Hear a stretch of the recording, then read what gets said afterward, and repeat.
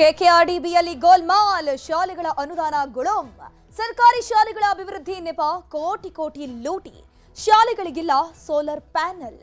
ಅಧಿಕಾರಿಗಳು ಗುತ್ತಿಗೆದಾರರಿಂದ ಅಕ್ರಮ. ಕೆಕೆಆರ್ಡಿಬಿ ಗೋಲ್ಮಾಲ್ ಶಾಲೆಗಳ ಹಣ ಲೂಟಿ ಸ್ಟೋರಿ ಇದು.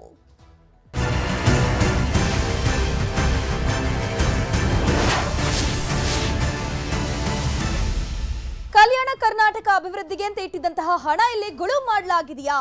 ಅಭಿವೃದ್ಧಿಯ ಹೆಸರಲ್ಲಿ ಕೋಟ್ಯಾಂತರ ರೂಪಾಯಿ ಹಣವನ್ನ ಲೂಟಿ ಮಾಡಿದ್ದಾರೆ ಅನ್ನುವಂಥ ಮಾಹಿತಿ ಸಿಗ್ತಾ ಇದೆ.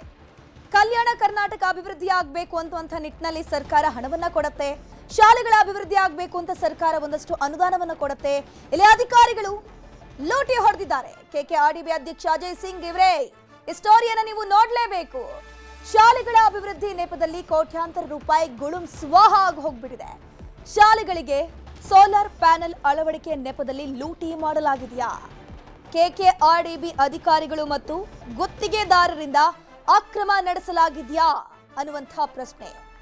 ಬೀದರ್ನ ಔರಾದ್ ಮತ್ತು ಕಮಲನಗರ ತಾಲೂಕುಗಳಲ್ಲಿ ಲೂಟಿ ಮಾಡಲಾಗಿದೆಯಂತೆ. ಶಾಲೆಗಳ ದುರಸ್ತಿಗೆ ಬಂದ ಅನುದಾನವೂ ಕೂಡ ಇಲ್ಲಿ ಗುಳುಂ ಆಗಿರುವಂತಹ ಮಾಹಿತಿ ಸಿಗ್ತಾ ಇದೆ. 49 ಸರ್ಕಾರಿ ಶಾಲೆಗಳಿಗೆ ಬಂದಂತಹ ಅನುದಾನದಲ್ಲಿ ಲೂಟಿ ಮಾಡಿದ್ದಾರಂತೆ ಕೆಕೆಆರ್ಡಿಬಿ ಅಧಿಕಾರಿಗಳು, ಸಿಬ್ಬಂದಿಗಳು, ಅದರ ಜೊತೆಗೆ ಗುತ್ತಿಗೆದಾರರು ಕೂಡ. 49 ಶಾಲೆಗಳಿಗೆ ಅಭಿವೃದ್ಧಿಯ ಹೆಸರಲ್ಲಿ ಹಣ ಬಂದಿರುವಂತದ್ದು. ಸೊ ಹಾಗಾಗಿ ಈ ಅಭಿವೃದ್ಧಿ ಮಾಡುವಂತಹ ಹೆಸರಲ್ಲಿ ಈ ಒಂದು ಕೆಕೆಆರ್ಡಿಬಿ ಅಧಿಕಾರಿಗಳು, ಸಿಬ್ಬಂದಿಗಳು, ಅದರ ಜೊತೆಗೆ ಗುತ್ತಿಗೆದಾರರು ಕೂಡ ಹಣವನ್ನ ನುಂಗು ಬಿಟ್ಟಿದ್ದಾರೆ ಅನ್ನುವಂತ ಮಾಹಿತಿ ಸಿಗ್ತಾ ಇದೆ. ದೂಪತ, ಮಹಾಗಾಂವ್, ಸಂತಪುರ, ವಡಗಾಂವ್, ಚಿಕ್ಲಿ ಸೇರಿ ಸೋಲಾರ್ ಪ್ಯಾನೆಲ್ ಅಳವಡಿಕೆಗೆ ಬಂದಿದ್ದ 1.52 ಕೋಟಿ ಅನುದಾನವನ್ನ ಗುಳುಂ ಮಾಡಿದ ಆರೋಪ ಕೇಳಿ ಬಂದಿದೆ.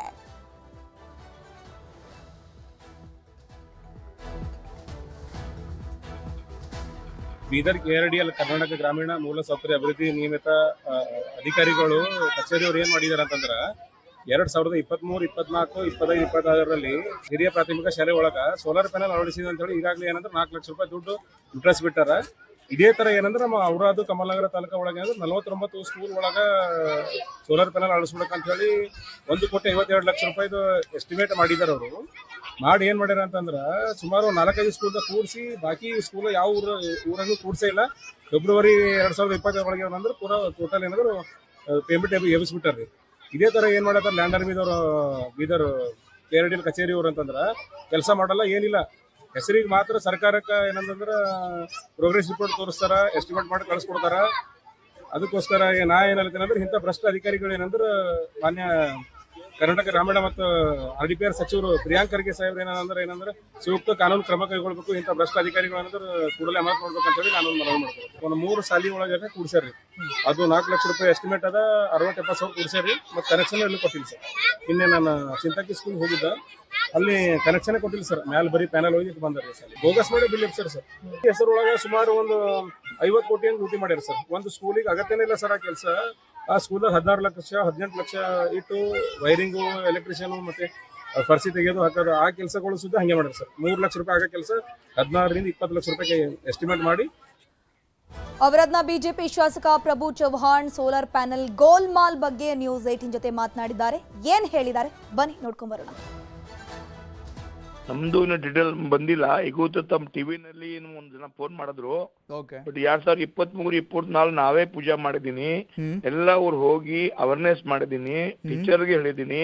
ಎಲ್ಲ ಸರಿಯಾಗಿ ತಾವು ನೋಡ್ಬೇಕು, ಆಮೇಲೆ ಹ್ಯಾಂಡ್ ಓವರ್ ಮಾಡ್ಬಾರ್ದು ಹೇಳಿದೀನಿ. ಬಟ್ ಕೆಲವು ಜನ ಹೇಳ್ತಾ ಇದಾರೆ. ಕೆಲವು ಜನ ನಮ್ಮ ತಾಲೂಕಿನಲ್ಲಿ ಏನಾಗಿದೆ, ನಮ್ಮ ತಾಲೂಕಿನಲ್ಲಿ ಅಭಿವೃದ್ಧಿ ಆಗ್ಬಾರ್ದು ಬಹಳ ಜನ ಮಾಡ್ತಾ ಇದಾರೆ. ಬೇಕಂತೂ ಬ್ಲಾಕ್ ಮೇಲ್ ಬಿ ಮಾಡ್ತಾ ಇದಾರೆ. ಆಮೇಲೆ ನಾನು ಪೂರ್ತಿ ಹೇಳಲ್ಲ, ಬಟ್ ನಮ್ದು ಮಾಹಿತಿ ಬಂದ ನೀನು ಒಂದು ಸ್ಕೂಲ್ ಹೇಳಿದ್ರು. ಸ್ಕೂಲ್ ನಾನು ಹೋಗಿದ್ದೀನಿ, ನೋಡಿದೀನಿ ಎಲ್ಲಿ ಕೆಲಸ ಆಗಿದೆ. 2-3 ಕೆಲಸ ನಮ್ಗೆ ಗೊತ್ತಿಲ್ಲ, ಬಟ್ ಈಗ ತಮ್ಮ ಟಿವಿನಲ್ಲಿ 2-3 ಹೆಸರು ನಾನು ನೋಡ್ತಾ ಇದ್ದೀನಿ. ನಾನು ಚೆಕ್ ಮಾಡಬೇಕಾಗುತ್ತೆ.